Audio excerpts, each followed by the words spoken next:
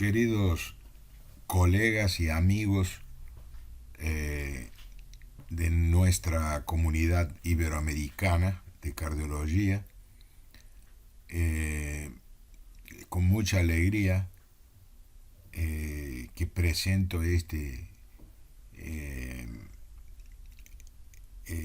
este tema que siempre es bastante polémico y palpitante. Se refiere a los aspectos electrocardiográficos y vectocardiográficos del síndrome de Brugada. El síndrome de Brugada es una entidad clínico-electrocardiográfica hereditaria caracterizada por elevación del segmento CT de convexidad superior o rectilínea descendente en precordiales derechas o derechas altas, asociado a un riesgo aumentado de síncope o muerte súbita en ausencia de cardiopatía estructural macroscópica. Hoy no existe duda de que la enfermedad tiene una base anatómica, pero esa base no se detecta con métodos convencionales. Existen apenas pequeños indicios y biopsia muestra esto en la región del tracto de salida. Para el diagnóstico, el aspecto decisivo de esta entidad son las modificaciones del electrocardiograma.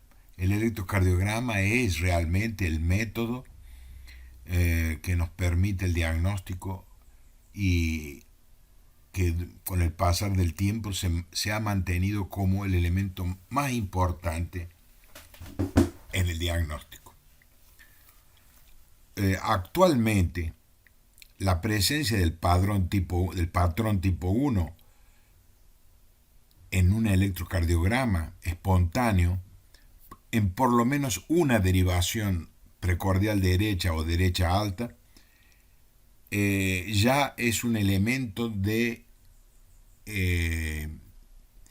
peligro, de riesgo de eventos en cualquier momento. O sea, cuando esto ocurre espontáneamente, debería ser considerado un paciente de riesgo. Vamos a ver algunas cosas rápidas fuera del electro. Primero, ¿a dónde predomina en el mundo esta enfermedad? En el sudeste asiático es endémica, principalmente en Tailandia. Se llama ahí Lai Tai. Hay aproximadamente 30 casos por 100.000 habitantes por año. En las Filipinas también es endémico, llamado Bangungot, y en Japón, donde se llama Pokuri. El padrón de herencia es clásico, es autosómico dominante, pero en un porcentaje pequeño de casos puede ser una mutación de nuevo. Se han descrito numerosas mutaciones, pero actualmente existe la tendencia de admitir apenas una o algunas pocas. Por lo tanto, es monogénica o oligogénica. ¿Ok? Y hasta se ha descrito una forma recesiva de herencia, pero esa forma también no tiene un sustrato firme de diagnóstico. Es una condición que afecta el gen, mutación en el gene TRPM4, mas no hay una convicción unánime de que sea realmente causadora. La única es el gen SCN5A y algunos otros pocos son discutibles. La historia familiar es un elemento muy importante en la anamnesis. Pero esto no tiene influencia en el riesgo del paciente. El hecho de tener un pariente con la enfermedad no indica que ese paciente va a tener muerte súbita o tiene riesgo de muerte súbita. Pero es de gran importancia para el diagnóstico. La ausencia de síncope, muerte súbita abortada o el electrocardiograma tipo 1 y la inductibilidad están asociados a un buen pronóstico con 5 años de follow-up. La prevalencia, como ya hemos comentado, depende mucho de la parte del mundo que estudiemos. La parte más prevalente es el sudeste asiático, como ya habíamos comentado, además de Tailandia, Filipinas y el Japón. Singapur también tiene una prevalencia bastante alta. El padrón tipo 2, etc., también puede tener 6.1 cada 1000. Se ha podido ver ese padrón en silla de montar. Entonces, el sudeste asiático es sin duda el más importante. Veamos este mapa, donde vamos a tener una noción clara de cuánto ocurre. Por ejemplo, aquí en el sudeste asiático, la prevalencia puede llegar a más de 3.5 por 1000 habitantes. Existe también aquí donde está gris, no se sabe bien, no hay una buena estadística. Y aquí donde está amarillo, muy baja la incidencia, la prevalencia, perdón. En América Latina no tenemos una pesquisa clara. Apenas Chile hizo un estudio mostrando que el patrón tipo 1 estuvo presente en 0.46 cada mil habitantes. ¿Okay? Nosotros tenemos que el canal de sodio es realmente el canal afectado, así lo hemos dicho. Ese canal de sodio atraviesa la membrana lipoproteica y permite la entrada en fase 0 en las fibras rápidas de sodio. La mutación en ese canal ocasiona dificultad en la entrada y pone en marcha todos los mecanismos electrocardiográficos y arrítmicos. Tiene una parte central, alfa, y tiene subunidades periféricas beta, que rodean el poro del canal por donde pasa el canal de sodio en fase 0. La fase 0 corresponde a la fase de despolarización. Entonces, esa es la fase principalmente afectada en el síndrome de Brugada. Una cosa importante es que la mutación en este gen, en el gen SCL5A, no apenas puede ocasionar Brugada, puede ocasionar una serie numerosa de patologías como la fibrilación ventricular idiopática, el síndrome de repolarización precoz, maligno, ¿no? La asociación de ambos, el Brugada y repolarización precoz, se denomina síndrome de la onda J. También existe la displasia ritmogénica, la cardiopatía progresiva familiar de conducción, el síndrome del seno enfermo, el síndrome de la muerte súbita nocturna, parada atrial, extrasístoles ventriculares multifocales relacionadas a la red de Purkinje, la fibrilación auricular familiar, etc. Varias posibilidades fenotípicas por mutación en el gen SCN5A. Clásicamente, hasta el primero y el segundo consenso Brugada, se distinguían tres tipos electrocardiográficos en las precordiales derechas. El único de todos diagnósticos es el tipo 1, caracterizado por elevación del segmento ST de por lo menos 2 milímetros, descendente, seguido de una onda T simétrica negativa. El tipo 2 y el 3 tienen un aspecto en silla de montaría, silla de montar. Más en uno de los consensos, no sobre Brugada, sino sobre el electro en Brugada, realizado en Barcelona, el profesor Vallès unió el tipo 2 y 3 y esto claramente ha sido una cosa importante porque no tiene lógica tú dividir dos cosas que son muy semejantes, apenas el grado de elevación del segmento ST, no tiene objetivo práctico. Entonces actualmente, no en el tercer consenso, sino en el consenso electrocardiográfico de Brugada, que no es el consenso oficial, muestra que existen dos tipos y no tres. Eso es lo que grande parte de los autores consideran. Pero hay otros que continúan dividiéndolo clásicamente en tres grupos. Yo he propuesto que el tipo 1 pueda dividirse en dos subtipos que he clasificado en tipo A, que tiene así el aspecto del cráneo de un perro Bull Terrier, de la raza Bull Terrier, que convexo para cima, seguido de la onda T negativa. O puede ser rectilíneo descendente, que le llamo subtipo 1B. ¿Por qué es importante dividir así a mi criterio? Porque en este tipo no es posible saber dónde está el punto J, es decir, dónde termina el complejo QRS y dónde comienza el segmento ST.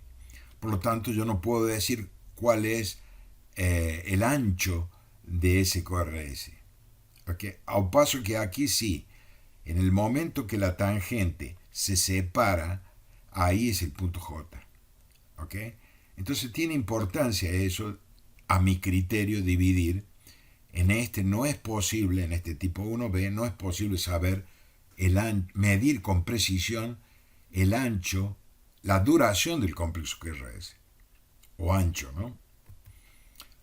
El tipo 2 también debe dividirse o diferenciarse en silla de montar, vean que parece una silla de montar, saddleback type. Ese se diferencia muy claramente de un bloqueo de ramo derecho incompleto o completo inocente, u ordinario, como le dicen a algunos, por varios motivos. Por ejemplo, el ángulo formado entre la rampa ascendente y descendente de la R línea, ese es mucho más ancho en el saddleback que en el ordinario. El ángulo es de 58 grados, al paso que en el inocente o ordinario un poquito más en media de 12 grados. El aspecto de ese ángulo es arredondado, diferentemente del bloqueo incompleto ordinario, que es puntiagudo. La onda R línea, el voltaje, es usualmente menor, el otro es un poquillo más alta. Y el descenso es mucho más lento, aquí es mucho más íngreme el descenso de la rampa descendente de la R línea. Si yo trazo una vertical desde el ángulo de la R línea hasta 5 milímetros, esta distancia horizontal, en el caso de Brugada tipo 2, es igual o mayor que 160 milisegundos. Quiere decir 3 cuadrados grandes. Cada cuadrado grande tiene 5 pequeños.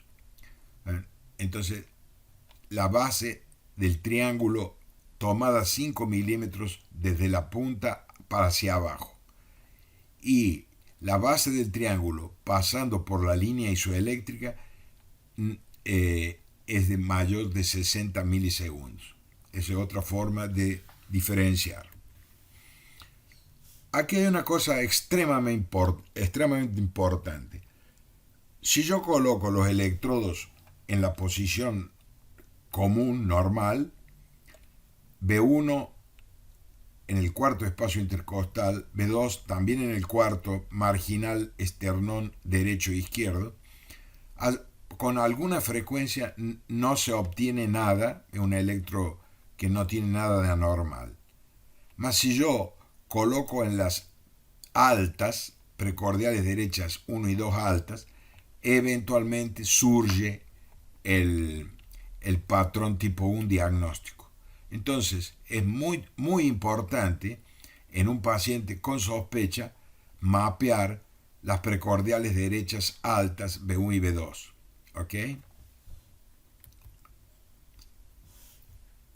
Para explicar la fisiopatología existen dos hipótesis o teorías. Una que, apoyada por Anselevich y colaboradores, un gran pesquisador americano, que dice que el problema es una diferencia transmural en la duración del potencial de acción. Transmural dispersion, él le dice, ¿no? Y el electro da el aspecto típico por ese gradiente existente en el espesor de la pared ventricular, generando un tipo de arritmia llamada reentrada en fase 2. Al paso de que quienes sostienen que el problema es orgánico, que secundario a un disturbio dromotrópico predominantemente en el tracto de salida del ventrículo derecho, se produce originado en el borde de la zona entre la parte precoz y tardía de la despolarización, sería la causa. Hoy en día existe la hipótesis predominante de que ambas pueden tener un rol dependiendo del momento que estudiamos. Es muy importante saber que existen varias modificaciones en el electrocardiograma que cuando presentes aumentan el riesgo de muerte súbita. Como por ejemplo, si el individuo tiene asociación del tipo 1 con early repolarization en cualquier otra fuera de right precordial leads, elevación, la amplitud del ST, el intervalo TP-TN, o sea, el fin del inicio y el fin de la onda T, habiendo mayor dispersión transmural. Sabemos que la pared libre del ventrículo se activa en forma transversal.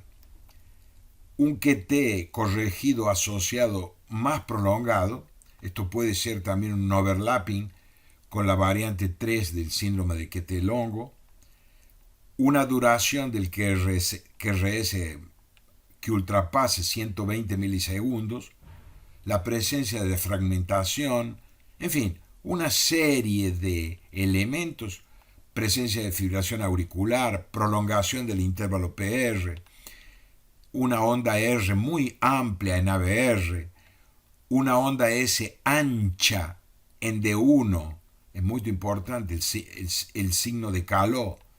Nosotros describimos recientemente un marcador probable, tenemos que demostrarlo, mas sugiere por lo que vimos en una familia, que cuando el eje eléctrico del QRS se encuentra entre menos 90 y menos 180, que se llama Northwest QRS Axis, ahí el riesgo es mayor también, porque indica mayor dromotropic disturbance. El padrón espontáneo Brugada, y cuando se asocia a repolarización precoz en pared inferolateral.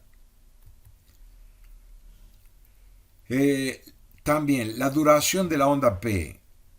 Si yo tengo una onda P en reposo ultrapasa mayor que 110 milisegundos, que es el valor normal de la onda P, como en este caso. Este paciente tenía ya una onda P prolongada y era un Brugada. O sea, cuando se le inyectó asmalina, eso aumentó todavía más. De 135 pasó para 160. Este tipo de situación, o sea, el prolongamiento de la onda P espontánea, está asociado a aumento de riesgo de muerte súbita, independiente de otros factores. ¿Por qué? Porque seguramente estos pacientes tienen una tendencia a fibrilación auricular de alta frecuencia, etc. La prolongación del intervalo PR también es un marcador de riesgo en el Brugada. Pero ¿qué ocurre? El PR puede estar prolongado por motivos benignos, pero en el Brugada la prolongación ocurre en la parte final del PR, o sea, en el haz de His, en las ramas o hasta activarse el Purkinje. Entonces esos pacientes tienen un el PR prolongado porque aumenta la parte intraventricular de la conducción, pudiendo a veces haber disociación, se llama split His en el estudio electrofisiológico. Entonces, un bloqueo AB de primero grado es un marcador de arritmia grave. Esto seguramente es una contribución genética. En el atrio se produce por una alteración en la estructura. Hay estructura atrial afectada. Eso indica que no es solo la vía de salida de BD a la afectada. Aquí también hay fibrosis y remodelamiento. Los gap junction también están alterados. Y hay alteraciones degenerativas, aumento del tono vagal, pero lo más importante es la afectación del His-Purkinje, que puede llevar a calcificación, fibrosis y desdoblamiento del PR. Una cosa que poco se comenta, pero hace mucho que se sabe, que el Brugada, al igual que en la displasia ritmogénica, esto sería más una cosa en pro de que ambas entidades puedan compartir algunos puntos y no ser diferentes en algunos momentos. Si yo mido la duración del QRS en B1, B2 y B3 y mido en B4, B5 y B6, o sea, right precordial leads y left leads, yo tengo una diferencia marcante de duración. ¿Por qué? Porque la rampa ascendente de la S es más lenta, haciendo que esta distancia se ensanche. Eso principalmente en B1, B2 y B3, ese fenómeno considerado inicialmente exclusivo de la displasia ritmogénica también se encuentra en el Brugada. Eso se llama bloqueo parietal. Parietal block. El bloqueo parietal está presente en el síndrome de Brugada. Entonces, si yo tengo la sumatoria de la duración del QRS en B1, B2 y B3, dividido la sumatoria del QRS en B4, B5 y B6, siendo igual o mayor que 1.2, esto indica que puede ser una displasia, pero también ha sido observada en el síndrome de Brugada por María Victoria Pizzal hace mucho tiempo, en el 2003. ¿Ok? Y aquí está lo que nosotros entendemos como importante. Esta es una visión del corazón en posición correcta en el plano frontal. Reparen que el corazón está oblicuo, el ventrículo derecho adelante, el izquierdo atrás, y los americanos dividen la activación ventricular en 4 vectores. El vector septal, que se va para adelante y a derecha, el vector del septo bajo, el vector de pared libre de ambos ventrículos, que va para atrás porque el ventrículo predominante es el izquierdo, y este vector que está aumentado en el Brugada porque corresponde al tracto de salida del ventrículo derecho. A veces es tan grande este vector y lento en su producción, porque hay un dromotropic disturbance en el right ventricular full tract, que hace que las derivaciones izquierdas registren una S empastada ancha, porque el último vector huye de esa derivación. ¿Ok? Por otra parte, puede haber una onda R amplia aquí en ABR y ser tan fuerte, tan poderosa, que el eje se localice entre menos 90 y más menos 180. La presencia de una S profunda y ancha en B1, en D1, profunda y ancha en D1, fue descrita, estudiada por Caló como un factor que identifica alto riesgo en el Brugada, un marcador de riesgo. ¿Por qué? Porque indica que hay un disturbio dromótropo importante en el tracto de salida. Este es un caso que tiene también la R de ABR muy alta. Si vos tenés una onda R de más de 3 milímetros, como aquí, es un caso nuestro, eso es un señal que indica, se llama el señal de Babi-Billy, que fueron los primeros en describirlo.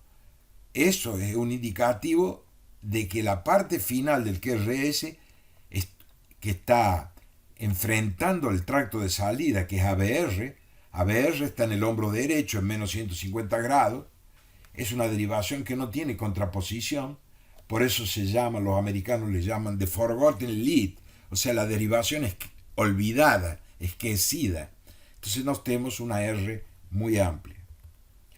Y aquí está nuestro trabajo reciente, fue publicado el año pasado, en donde este tipo de desvío enorme hacia el hombro derecho y la S, que Caló y Babi-Billy, aquí nos tenemos que el eje puede irse, puede estar localizado entre menos 90 y más menos 180. Esto aquí indica Northwest Axis. Eso es muy importante porque puede ser un marcador también, como lo es la S empastada en D1 y la R prominente en ABR, presente en estos casos. Otro factor de grande importancia es la fragmentación del QRS. Ustedes ven B2 ahí, prácticamente parece un bloqueo de rombo derecho, pero si ustedes aumentan el tamaño, ven que está lleno de muescas dentro del QRS. Eso es la fragmentación del QRS en por lo menos dos derivaciones adjuntas, es decir, la presencia de espículas dentro del QRS sin que exista bloqueo de ramo directo. Aquí tiene un bloqueo de ramo directo, ese se llama Broad Fragmented QRS, también presente. Mas está solo aquí, porque aquí no está prolongado el QRS. Por lo tanto, es un paciente que tiene una fragmentación. Eso fue descrito en 2008 muy preciosamente por Morita, Hiroshi Morita. Vean, entonces él puso ahí cuando tenemos en la rampa ascendente una muesca, aquí un complejo trifásico, R pequeña, S grande, R línea, y aquí la fragmentación, cuando tiene varios muescas. Y esto es un notchet nada más, no es una fragmentación, es un notchet de la rampa ascendente de la R. Entonces, y hay otro detalle preocupante, que es la calidad, el filtro que usemos para el electrocardiograma, como lo demuestra nuestro amigo de España, Javier. Vean ustedes, si usamos un filtro de 35, tenemos muy pocas muescas. Aquí vemos varias muescas cuando tenemos el filtro correcto, y eso nos muestra claramente la fragmentación, que es un marcador de muerte súbita en el Brugada y en otras entidades. Bueno, vean ustedes aquí qué lindo electro este. aquí nos tenemos un Brugada con un eje a la derecha. Claramente el eje a la derecha tiene una R impresionante en ABR, o sea, tiene el señal de Babuí, y también tiene la S ancha en D1, como Caló, el sin de Caló. Y observen un detalle interesante. Parece un bloque de ramo derecho, pero cuando hay una extrasístole, como en este caso, esta es la extrasístole, la pausa post-extrasistólica desenmascara el Brugada que estaba escondido por un bloqueo de ramo derecho. O sea, una extrasístole desenmascarando un Brugada, un padrón Brugada tipo 1 escondido por un bloqueo de ramo derecho. Y ese desvío del eje a la derecha que ya dijimos, no sé si es el primer caso en la literatura, pero es rarísimo. Primero, el bloqueo de la división póstero-inferior izquierda, left posterior fascicular block, o hemibloqueo posterior, como dice nuestro querido profesor Elizari. Reparen ustedes lo que acontece en este paciente. Claramente hay un left posterior fascicular block, entonces la activación se procesa en este sentido. Hay una rotación horaria. Si tuviésemos un vector, el bucle sería gordo, y entonces tenemos R pequeña S profunda, y aquí Broad, hay una entalle en la rampa descendente de la R que simula una onda J. Entonces ese paciente es un Brugada que tiene left posterior fascicular block y que tiene un Brugada escondido por el bloqueo de ramo derecho que es desenmascarado en la presencia de extrasístoles. ¿Ok? Vean qué cosa bonita, ¿no? Y aquí un ejemplo, el paciente tiene un tipo 1 espontáneo y también tiene un tipo 1 muy marcado con R amplia en ABR. Y concomitantemente se observa depresión en la pared inferior y lateral. Vean aquí, inferior el ST infra en relación al PR en D2. Y aquí también una insinuación en ABF. Y aquí en ABL infra también, además de S ancha. ¿Ok? Entonces vean qué interesante. Eso es una imagen especular o mirror image que tiene como un infarto el Brugada. Vean aquí también el ejemplo de un Brugada con elevación en la pared inferior. Eso es un factor de riesgo de muerte súbita. Cuando vos tenés un Brugada que además del patrón Brugada y bajo voltaje, como tiene en este caso, también es un factor de gravedad el bajo voltaje, pero tiene un Brugada en B1, B2 y también tiene un Brugada en inferior leads, que está marcado con zetas vermelhas, con, ¿cómo se llama? Z aquí, arrow vermelhas. Y aquí infra en lateral leads, infra en espelio, ¿ok? Muy interesante. Y aquí vean ustedes otro Brugada mostrando el Brugada clásico aquí en B1 y vean ABR y ABL, entonces en paredes altas tiene Brugada y tiene imagen en espejo en la pared inferior de infra del ST en D2, D3 y ABF. Eso es un factor de riesgo, como lo es en el infarto. Cuando nosotros tenemos un infarto con segmento ST elevado y mirror image, o sea, imagen especular en espejo, ahí nosotros tenemos un mayor riesgo de muerte súbita. Vean aquí, ese paciente tiene un Brugada que tiene el patrón en ABR y tiene pared inferior, ¿ok? Entonces, y tiene el Caló con ese 3 infra, un poquito infra, en D1. Eso también es un factor de riesgo de muerte súbita, cuando está asociado. Entonces, digamos, es una manifestación de overlapping, early repolarization en otras derivaciones.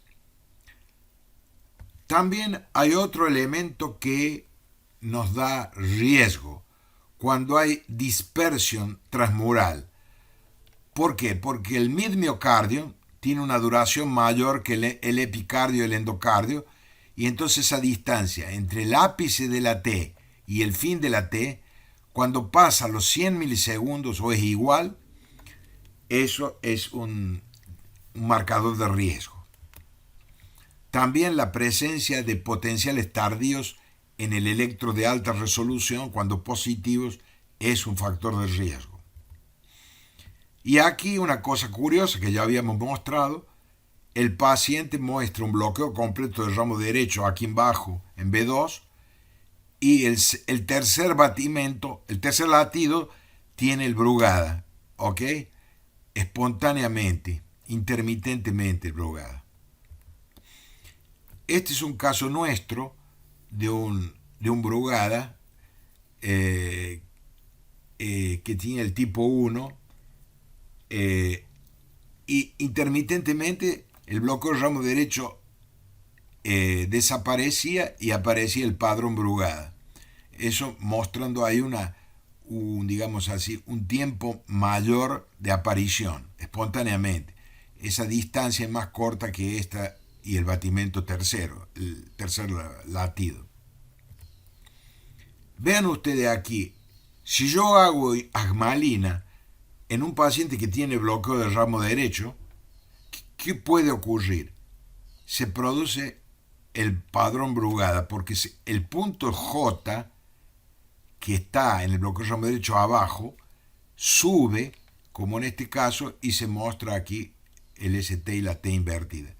Aquí está ya positivo con el punto J elevado, y aquí un bloqueo del ramo derecho, un bloqueo del ramo derecho común, en donde el punto J está por bajo.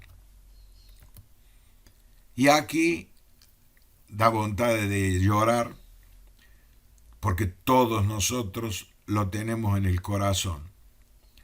Este gran hombre, gran colega y eximio violinista, Pablo Ambrosio Chales, hizo una maniobra colocando un catéter en la punta de BD, haciendo que haya, en vez de activación ventricular secuencial, activación concomitante, y cuando esta maniobra es realizada, se pone de manifiesto el Brugada, con fragmented QRS en este caso. O sea, el Brugada está claro, el bloqueo del ramo derecho ocultando esto. Cuando desaparece el bloqueo por acción del catéter, eso lo describió nuestro amado Chale, y al cual nuestro fórum tiene el nombre de él, lleva el sobrenombre. Un beso a toda la familia de él. Espero que ellos consigan escuchar este pequeño homenaje. Bueno, aquí hay una cosa muy importante entonces, colegas.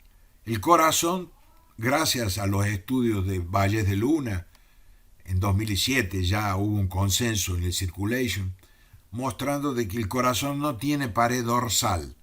El corazón tiene la pared lateral, que es de 1 a BL, B5 y B6, inferior lead de 2, de 3 y ABF, y anterior de B1 a B4. B1 y B2 se le llama septal. Entonces, si nosotros tenemos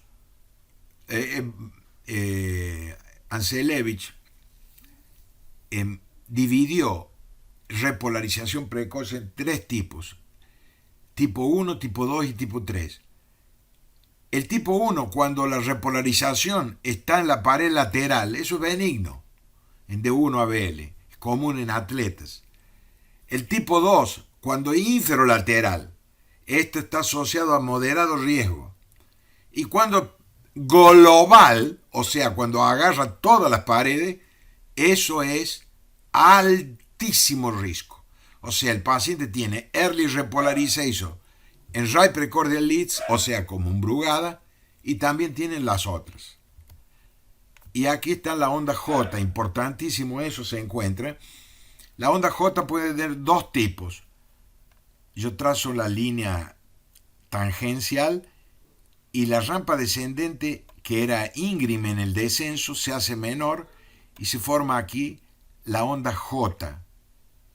Es una onda J que los yankees le llaman slurring, o sea, esto no tiene muesca, al paso que esta con notched, muesca, o como le decimos en Brasil, entalle, muesca, entalle o notched en inglés, tiene esta coisinha ahí, y entonces son los dos tipos.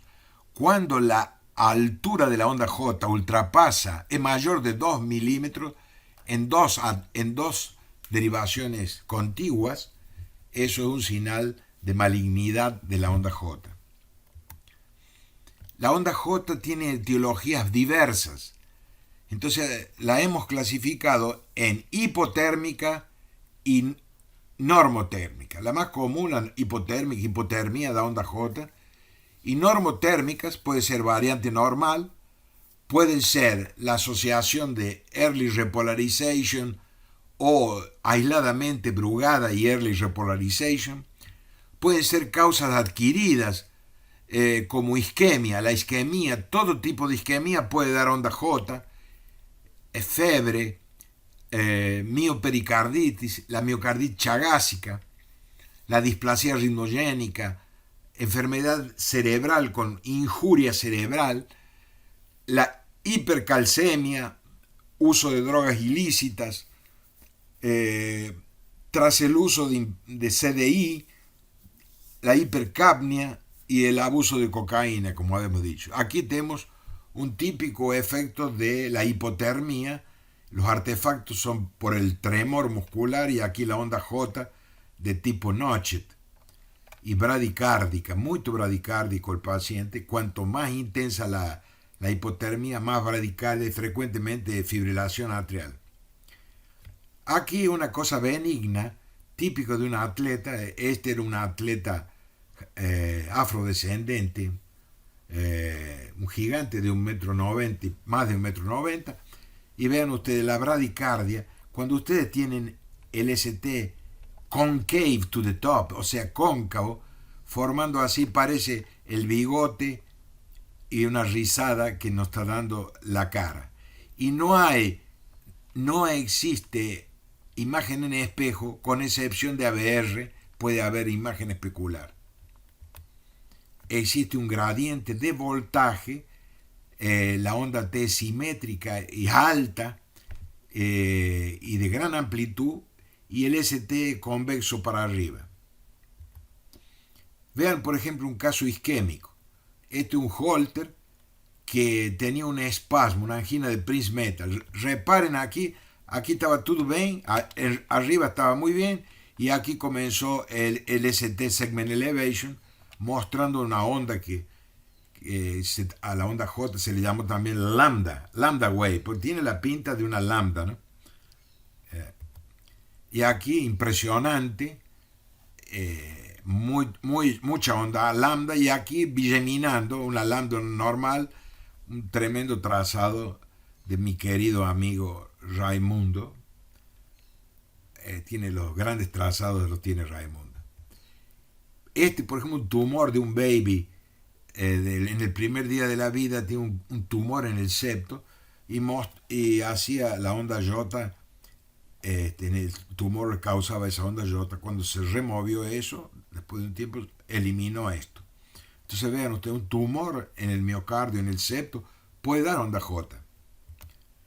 Y aquí vean qué cosa linda, aquí tenemos un trazado de Brugada, ¿ok? Pero nos llamó la atención, aquí tiene un S, aquí parece que se insinúa. Entonces aumentamos el tamaño y vemos que claramente tiene una slurring, aquí, una J, y más de 2 milímetros, es grave este asunto, en la parte final del QRS. Entonces, este es un Brugada asociado a early repolarization, es un overlapping de dos entidades. Eso en inferior lateral leads y en right precordial leads tiene la J. Y aquí cuando le inyectamos las malinas, miren lo que aconteció. Ahí dio la cara. Terrible CT aumentado se transformó en esto y el Brugada claro, ¿no es cierto? Y aquí una forma muy maligna porque agarra, tiene la onda J en todos lados, en right, lateral e inferior leads. Y aquí el paciente no quiso hacer implante de CDI porque había tenido algunos síncope, etc. Entonces empezamos quinidina y en poquito tiempo desaparecieron las ondas J, mostrando la eficacia de esta droga. Infelizmente muy difícil de encontrar, hay países que no tienen, etc. Y este es un caso muy antiguo mío, que lo publicamos en el Journal of Electrocardiology, de un tailandés, un cocinero tailandés, que tenía este electro y se quejaba de dolor precordial. El isosordil sublingual no mejoró la cosa y no tenía hipotermia, ni tenía disturbio de balance, ni usaba droga, nada. Entonces el tipo tenía en la pared inferolateral el Brugada y tenía mirror image en right precordial leads.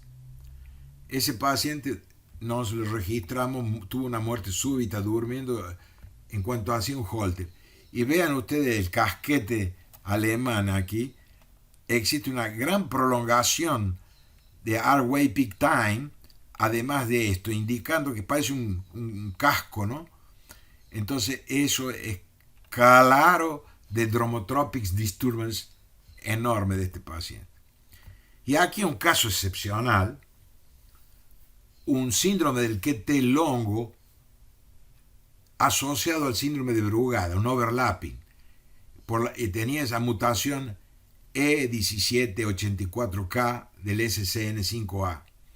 Reparen los señores que en B1 y en B2 principalmente usted tiene la silla de montar, sospecha de Brugada, pero tiene un ST muy largo, el ST y el QT longo, largo. Eso indica que el tipo puede tener un Brugada y puede tener un QT longo tipo 3. La genética demostró después, porque esa variante da esa asociación. Entonces mire lo que acontecía. El QT está longo. ¿Por qué? Porque hay un prolongamiento de la fase 2 por entrada de sodio tardío. No el sodio de fase 0. Sodio tardío y aparecimiento demorado de la T. Esto es lo que ocurre en el long QT3. Pero el right precordial leads es un Brugada like, o seguramente un Brugada tipo 2 que no es diagnóstico. Y aquí, after asmalina, vea qué impresionante, la onda P aumentó en voltaje y duración, se transformó en el tipo 1 y seguía prolongamiento del ST. Impresionante, ¿no? Antes de la asmalina y después de la asmalina, tipo 2 y tipo 1. Así tiene que acontecer. El tipo 2, que no es diagnóstico, en silla de montaría, la repolarización, se transforma en tipo 1. Y aquí vean un electro de un Brugada espontáneo con un eje desviado. Veamos, hicimos un vector de ese paciente. Ahí está el vector. Y lo correlacionamos con el electro. Reparen ustedes que hay las lágrimas, están juntas al final del QRS, yo llamo Right End Conduction Delay, demora a la derecha final. Y aquí parece, me parece un monomotor, las astas de un monomotor, siendo que la parte final está muy próximo de menos 150 grados, donde está el tracto de salida del ventrículo derecho. Y una cosa interesante aquí, el padrón Brugada espontáneo, pero el atraso final de conducción localizado en el cuadrante posterior derecho y no en el anterior derecho como en el bloqueo genuino del ramo derecho. O sea, esto es right end conduction delay en free wall of right ventricle, o sea, en la pared libre del ventrículo derecho. y no en el tronco de la rama derecha. Es una de las divisiones de la rama derecha. Entonces acabó eso. El sistema de conducción humano es hexafascicular. 3 a la izquierda y 3 a la derecha. Vean aquí nosotros claramente el atraso final de conducción que parecen los molinetes de un monomotor de un avión. Aquí los 3 tipos que nosotros describimos de end-conduction delay, la verdad no lo describimos, no se fue Pastore del INCOR que mostró esto y yo hice varios y tenía esa morfología. Vean ustedes, puede ser aquí rotar antihorario. Este se confunde con left anterofascicular block porque va para arriba, pero pasa rápidamente de izquierda a derecha y hay un atraso final de conducción a derecha. Aquí rotando antihorario, aquí en 8 como el caso inicial, y aquí normal rotando horario, solo que la final lento, toda la final lenta en el hombro derecho próximo de ABR, ¿ok? Y aquí las 3 posibilidades. Yo las clasifiqué en tipo A, B y C. El A cuando rota antihorario y confunde con bloqueo divisional anterior superior izquierdo. El B que puede confundir con left posterior fascicular block porque puede desviar derecha. Y el tipo 1C que es el caso que mostramos que parece un monomotor. Ahí está ese caso que mostramos. Vean ustedes porque a dónde está el atraso. El atraso está aquí. La rama derecha no está bloqueada. Lo que está bloqueado son los contingentes de la pared libre que son discutibles. Pero este contingente que va al tracto de salida es el que está lento y por eso el vector muestra gotas juntitas. Esto es el problema. Ahí está el atraso final de conducción. Y vean ustedes, aquí Ryan Conduction Delay, bloqueo divisional derecho, y aquí Left Anterofascicular Block. Parecen iguales, pero no son. No son iguales. ¿Por qué? Primero, la salida no va para abajo y a derecha, sino para abajo y a izquierda. Y aquí en el genuino, Left Anterofascicular Block va para abajo y a derecha, apuntando para más 60, como nos enseña el Isari. Ahí rota antihorario, y aquí también, pero él no pasa para el otro lado, casi nunca. Al paso que aquí pasa para la derecha, y entonces tiene la R final grande y aquí pequeñiña. Entonces nosotros hicimos esa diferenciación claramente. ¿Ok? Y la morfología en el plano horizontal es muy interesante. Luna Filio, un profesor amigo mío, mostró eso, que parece el bucle del Brugada, parece una sobrecarga derecha tipo C del enfisema, o especial, porque toda va para atrás y a la derecha. Sería este caso en el plano horizontal también. Y ahí está, vean ustedes, parece, vean, va para atrás, ¿está viendo? Solo que él tiene bastante para adelante, diferente del enfisema, que no sube la R. Aquí la transición está bien en B4, pero en el enfisema no. Y reparen que el atraso final, la onda T, apunta como un dedo para D1. Es un dedo apuntando para D1. Y vean que las gotas están más juntitas aquí. Y el atraso final de conducción claramente está atrás y a la derecha. Eso lo diferencia claramente del bloqueo ramo derecho. ¿Okay? Aquí la sobrecarga derecha tipo C, que confunde, pero en el tipo C no hay, como en el Brugada, ondas para frente, para adelante y a izquierda. Aquí está rápidamente para atrás y casi todo para derecha. Ese es un tipo de enfisema. Y vean cómo diferenció el atraso final del Brugada del genuino bloqueo de ramo derecho, que el atraso está en el cuadrante anterior derecho y no en el posterior derecho. Muchísimas gracias por su atención.